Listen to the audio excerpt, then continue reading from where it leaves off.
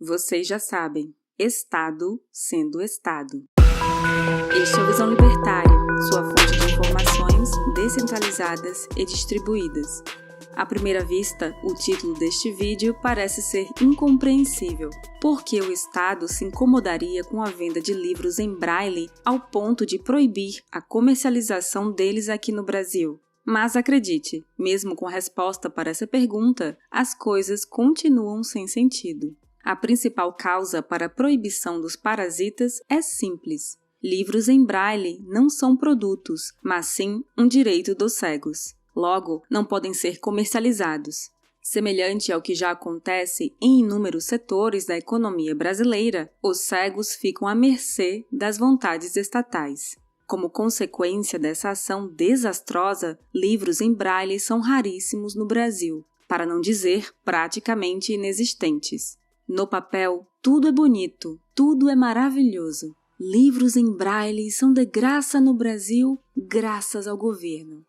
Entretanto, na prática, temos 2 pontos a serem destacados. Primeiro, falta de editoras em braille no Brasil. Se as editoras não podem comercializar livros em braille, por que se esforçar se os livros nesse ramo só poderão ser comprados caso o governo compre? E caso contrariem essa medida absurda, simplesmente serão tratados como criminosos, correndo o risco de serem presos e multados. Toda proibição estatal causa escassez. Drogas, remédios, produtos diversos e tudo que for comerciável. Se há proibição estatal, há escassez. Mas, na lógica parasitária, 1 mais 1 é igual a 3. Suas medidas sempre contrariam a realidade, e a realidade responde de volta. Não há editoras que dão atenção a livros em braille e muito menos opções desse tipo de livro.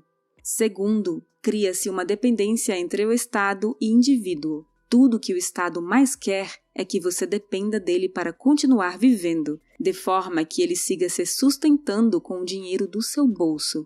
Evidente que ninguém precisa de um livro para sobreviver, mas é assim que começa o controle. Agora, para que você leia, o Estado precisa lhe ceder um livro. Amanhã, para que você coma, o Estado precisa lhe dar algumas migalhas. O discurso de ajuda às minorias, sejam elas os cegos, os negros, os LGBTQIA+, ou qualquer outra dita minoria, está caindo no conto estatal, servindo apenas como massa de manobra. Mas, para uma visão mais ampliada sobre a questão dos livros em braille no Brasil, é necessária uma análise histórica. Não é novidade que o poder estatal no setor vem aumentando periodicamente, mas vamos dar nomes aos bois. Em 1989, no governo de Eurico Gaspar Dutra, sucessor da Terceira República Brasileira, advinda da política de Estado Novo de Getúlio Vargas, o Brasil deu uma guinada para o populismo barato. Tivemos, então, o início do que os historicistas chamam de República Populista, ou Quarta República. Não que os outros governos não fossem populistas, Getúlio Vargas que o diga, mas, nesse período, tivemos uma série de presidentes que acenderam o alerta do comunismo no Brasil. Posteriormente, isso culminou no discurso político que deu força à ditadura militar de 1964.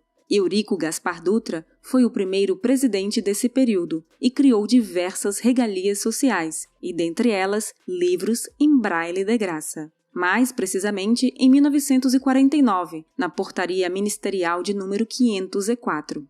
Lembrando que quando se diz livros de graça, significa que não mais poderão ser comercializados. Chega a ser surpreendente a antiguidade dessa lei, podendo ser considerada uma das primeiras no âmbito das causas sociais destinadas a cegos. Nas décadas subsequentes, tivemos mais tentativas de militância e expansão das regalias sociais aos cegos no setor literário. Podemos citar aqui algumas delas. Primeira, em 1951, foi criado o Instituto Nacional de Surdos Mudos, com o intuito de socializar crianças com deficiências visuais com apoio do desenvolvimento de materiais didáticos em braille. Segunda, em 1958, houve o lançamento da Campanha Nacional de Educação e Reabilitação de Deficientes da Visão, que tinha como subtópico a defesa dos livros em braille. Terceira, Em 1961, aconteceu a publicação da Lei de Diretrizes e Bases da Educação Nacional, responsável por tentar centralizar a educação nas mãos do governo. Nela, estava contida a reafirmação de que os cegos têm o direito de subvenções à iniciativa privada. Nesse trecho, temos mais um exemplo de frases ambíguas nos papéis rabiscados de governos. Em outras palavras, a iniciativa privada tem o dever de ajudar os cegos, seja lá o que isso quer dizer, já que ajudar é um termo amplo. Seria isso um gancho para tentar extorquir as editoras privadas de livros no futuro? Quarta, após décadas do governo criando centenas de instituições ineficientes que dizem lutar pelo direito positivado dos cegos, temos em 1998 uma outra grande medida, a Lei dos Direitos Autorais. O governo, vendo que todas as suas medidas para estimular a produção de livros em braille no Brasil tinham fracassado, inutilmente lançou sua maior vigarice. A Lei dos Direitos Autorais, número 9.610, de 19 de fevereiro de 1998, dizia, abre aspas, não constitui ofensa de direitos autorais a reprodução de obras literárias, artísticas e científicas para uso exclusivo de deficientes visuais, sempre que a reprodução, sem fins comerciais, seja feita mediante o sistema Braille ou outro procedimento em qualquer suporte para esses destinatários. Fecha aspas. Em suma, propriedade intelectual não existe para a produção de livros em Braille sem fins comerciais. Nota-se que até o Estado concorda com nós libertários, que propriedade intelectual não existe, mas somente quando se trata de seus próprios interesses. A maravilhosa lógica estatal. Mais irracional ainda é achar que as editoras aumentariam a produção de livros em braille só porque agora elas poderiam produzir qualquer livro sem as amarras do Estado. Mas de que adianta poder produzir qualquer livro e não poder vender? Quinta regalia. Lula, em 2003, sancionou no papel rabiscado a Lei da Política Nacional do Livro, que dizia assegurar o acesso das pessoas com deficiência visual à leitura. Nada mudou. Sexta, por fim, uma das últimas grandes medidas nesse sentido foi a Lei 13.146, sancionada em 2016. O artigo 68 da lei diz que o poder público deve incentivar a produção, edição, difusão, distribuição e comercialização de livros em formatos acessíveis para deficientes.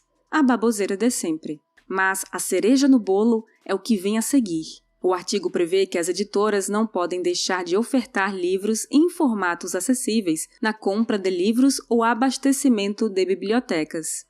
Com isso, se antes as editoras não queriam produzir livros em braille, agora serão obrigadas a fomentar esse tipo de material. Mas lembre-se, as editoras não queriam produzir esse material, porque o Estado decretou a proibição da venda. É simplesmente o Estado tentando corrigir o que ele mesmo causou. De qualquer forma, a medida de obrigar as editoras a produzirem materiais para cegos só causou duas coisas: falências e aumento de preços nos demais livros comercializáveis. Este vídeo não é um ataque aos deficientes visuais, mas muito pelo contrário, é uma defesa por suas liberdades. Pode até ser que alguns poucos tenham se beneficiado com essas medidas, mas as perguntas são: e quantos deixaram de ser beneficiados? O que poderia ter sido o mercado editorial de livros em braille no Brasil sem a intervenção do Estado? Estaríamos em uma situação de quase completa escassez? A intervenção do Estado realmente é a forma mais eficiente de se estimular a produção de livros em braille?